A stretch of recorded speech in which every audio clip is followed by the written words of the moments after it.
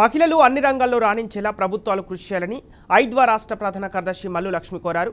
కరీంనగర్లో జరిగిన మహిళా సంఘాల సమావేశంలో ఆమె పాల్గొన్నారు. కాంగ్రెస్ ప్రభుత్వం మహిళలకు 6 హామీలు ఇచ్చిందని, అందులో 3 హామీలు అమలు చేయడం అభినందనీయమన్నారు. రాష్ట్రంలో మహిళలపైన వేధింపులు, అఘాయిత్యాలు ఎక్కువయ్యాయని మల్లు లక్ష్మి ఆవేదన వ్యక్తం చేస్తున్నారు. పసిపాప అయినా అత్యాచారం చేసి హత్య చేయడం దారుణమన్నారు.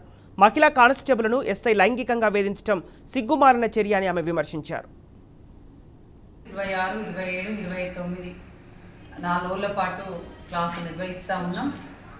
ఆ క్లాసుల్లో మహిళలకు రాజకీయంగా సైద్ధాంతికంగా ఎదగటం కోసం రాజకీయ శిక్షణ తరగతులు ఇక్కడ నిర్వహించబోతూ ఉన్నాం. అందులోనే మా ప్రణాళిక కర్తవ్యాలను రూపొందించుకోబోతూ ఉన్నాం. ఎందుకంటే రేవంత్ రెడ్డి గారు 6 గ్యారెంటీలు అమలు చేస్తామని చెప్పారు. అందులో 3 గ్యారెంటీలు అమలు చేశారు. చాలా సంతోషం. ఇంకా 3 గ్యారెంటీలు అమలు చేయాల్సినటువంటి అవసరం ఉందని ప్రభుత్వానికి విజ్ఞప్తి చేస్తాం. అట్లాగే రేషన్ కార్డులు కానీ, అర్హులైనటువంటి వాళ్ళకి పెన్షన్స్, వీడియో పెన్షన్స్ కానీ అందరు దరఖాస్తు చేసుకున్నారు. దాదాపు 9 సంవత్సరాల కాలం నుండి కూడా ఇంతవరకు కూడా రేషన్ కార్డ్స్, పెన్షన్స్ లేవు. వెంటనే వాటిని విడుదల చేసి ఇవ్వాల్సినటువంటి అవసరం ఉందని డిమాండ్ చేస్తాం. అట్లాగే డబల్ బెడ్రూమ్ ఇళ్ళు ఉన్నాయి. డబల్ బెడ్రూమ్ ఇళ్ళు కట్టించి ఈ కరీంనగర్ జిల్లాలో చాలా ఉన్నాయి.